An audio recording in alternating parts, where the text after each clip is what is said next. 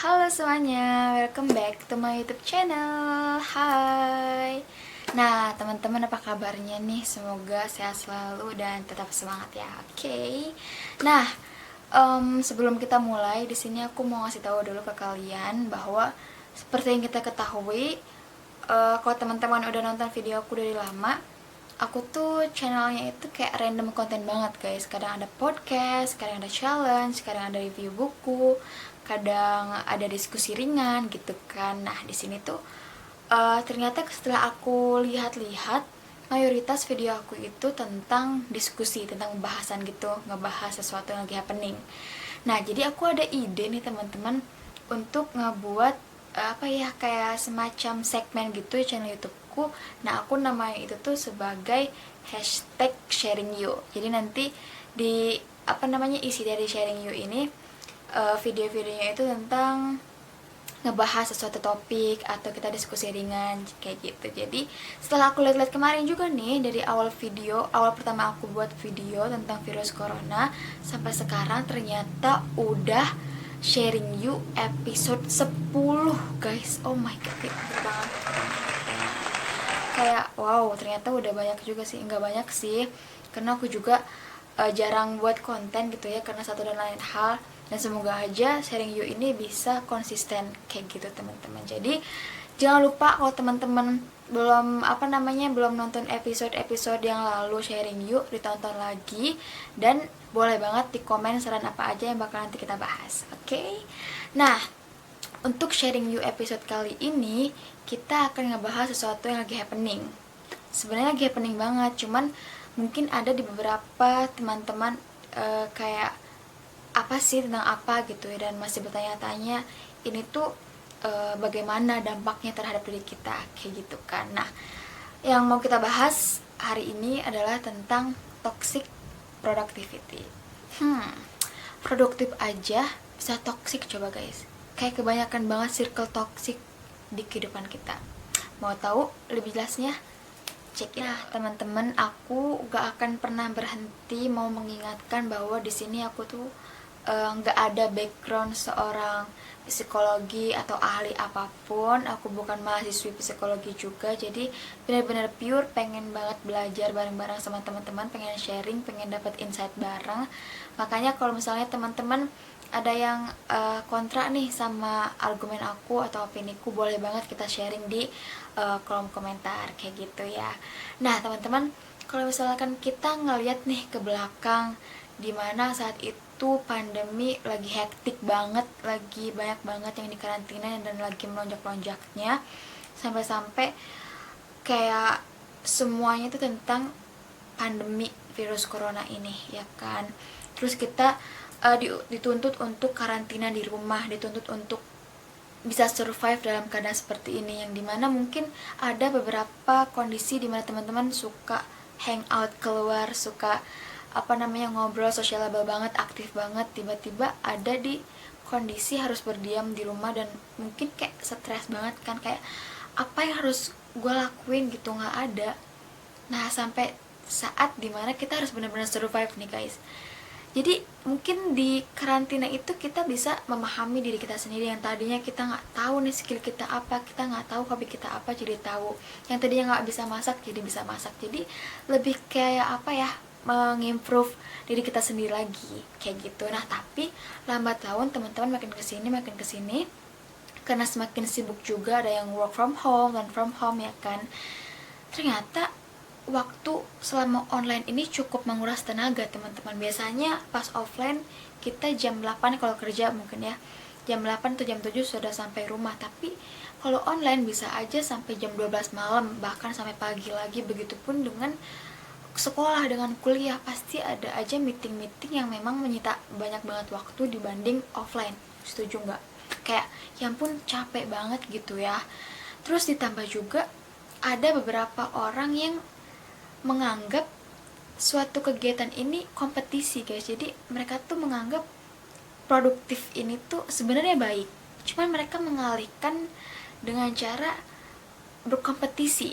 Aku melihatnya kayak gitu karena gini loh, jadi aku juga mengalami gitu sebagai seorang maba lulusan corona gitu ya, yang dimana semuanya serba baru, pengennya tuh apa-apa di-upload. Misal ada Zoom ini aku mau upload, ada kegiatan ini aku mau upload, dan lain sebagainya. Begitupun dengan rekan-rekan aku, ada yang kerja, ada yang sebagainya gitu kan. Tapi ada beberapa orang yang memang menganggap bahwa produktif ini tuh sebagai ajang kompetisi. Kalau lo misalnya produktif, berarti lo akan sukses kayak gitu. Jadi no, itu kayak big no banget, itu bukan statement yang baik gitu. Nggak mungkin produktif kayak disamaratakan sukses gitu kan, karena kalau produktifnya over juga pasti ya nggak akan bisa maksimal kayak gitu. Nah, di sini aku juga research kemarin tentang toxic productivity ini. Menurut Dr. Julie Smith, seorang psikologi, beliau bilang bahwa toxic productivity ini adalah sebuah obsesi untuk mengembangkan diri. Obsesi ya guys, untuk mengembangkan diri dan merasa selalu bersalah jika tidak bisa melakukan banyak hal. Nah, biasanya sumber utamanya itu dari sosial media guys. Banyak banget mungkin teman-teman atau orang-orang di luar sana yang mengupload pekerjaannya setiap hari, ada ini ada itu dan lain sebagainya. Nah, bisa saja mereka tuh merasa lelah dan sebagainya, tapi dia tidak bisa mengungkapkannya gitu, dan malah akan berdampak buruk terhadap diri mereka sendiri. Nah, aku mau ngasih tahu nih ke teman-teman ciri-ciri orang yang toxic productivity. Ciri orang yang toxic productivity ini adalah dia keras terhadap diri sendiri, teman-teman, karena dia memiliki ekspektasi yang tidak realistis, yang dimana dia sangat memprioritaskan pekerjaannya dibandingkan kehidupan sosialnya, seperti dengan keluarganya, dengan mungkin teman-temannya dan sebagainya. Jadi fokus dia itu hanya terus bekerja dan dia melupakan kondisi tubuhnya, sehingga apa ya, dia tidak bisa beristirahat gitu teman-teman. Jadi orang toxic productivity ini dia tidak akan bisa beristirahat, karena dia akan mengira istirahat ini adalah buang-buang waktu, tidak akan mendapatkan manfaat gitu. Padahal kalau misalnya kita tahu beristirahat ini kan menge-charge otak kita lagi gitu kan, supaya lebih fresh, dan bisa aja dapat ide-ide yang lebih kreatif dan inovatif daripada hal yang dia kerjain sekarang kayak gitu. Malah kalau misalnya kita terus-terusan depan laptop bekerja, itu kan kayak bikin stuck otak kan ya.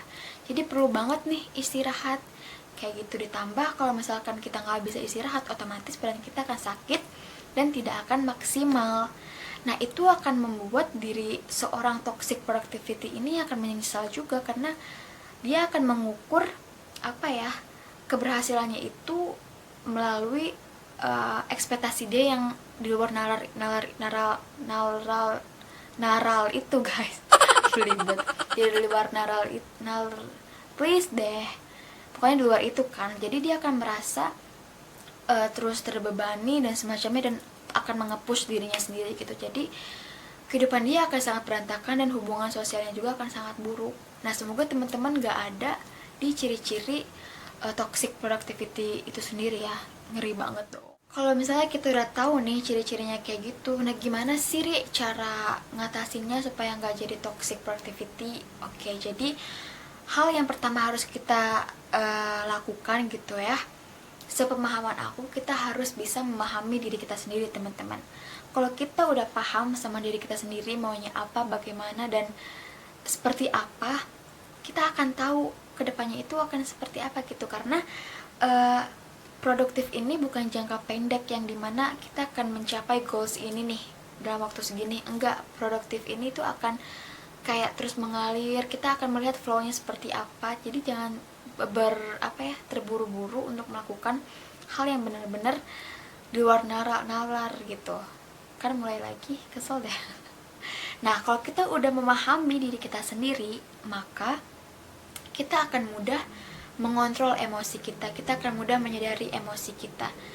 Jadi kalau misalnya orang yang toksik itu, dia tidak akan menyadari emosinya teman-teman, dia akan ditahan. Jadi ketika dia capek, biarin aja. Ketika dia nangis, sedih, biarin aja. Ketika dia bahagia, biarin aja. Yang penting yang dia tuju adalah kerja produktif dan banyak hal dilakuin kayak gitu. Sebenarnya kita harus menyadari kalau kita capek, istirahat. Kalau kita seneng, ya seneng. Kalau kita sedih, nangis, it's okay kan. Itu kita kayak mengeluarkan isi pikiran kita dan sebagainya, dan itu bisa membuat kita kayak lega aja gitu kan.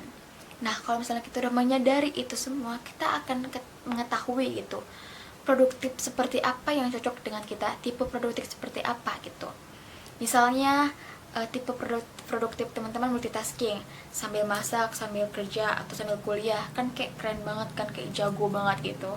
Mungkin ada juga yang lebih ke teamwork, lebih suka kayak chit chat sama orang, ngopi sambil ngobrol, kayak banyak relasi, terus nanti dapat ide-ide brilian kayak gitu. Ada juga yang individual mungkin yang lebih fokus sendiri gitu, kalau sama orang lain tuh banyak distract kayak gitu kan.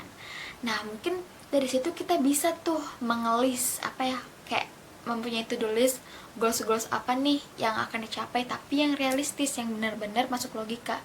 Jangan malah yang tidak realistis, itu akan membuat diri kita malah bentrok juga kayak gitu teman-teman. Itu sih kalau dari aku. Nah, teman-teman, tujuan aku membuat video ini tuh bukan apa-apa, karena ini juga untuk menyadarkan diri aku sendiri bahwa emang belakangan ini aku sibuk banget dan kayak hektik banget, padahal baru semester 2 kan kuliah. Jadi pengen ngerasa menyadarkan diri aja gitu, yuk bangun, kamu udah ngomong kayak gini loh ke publik, jangan sampai diri kamu juga kayak gitu, malu kan.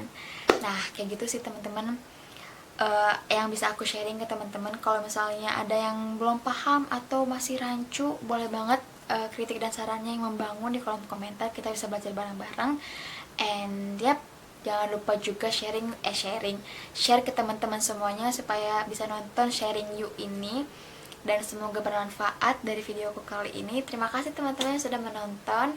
Don't forget to like, comment, and subscribe, and share. Okay?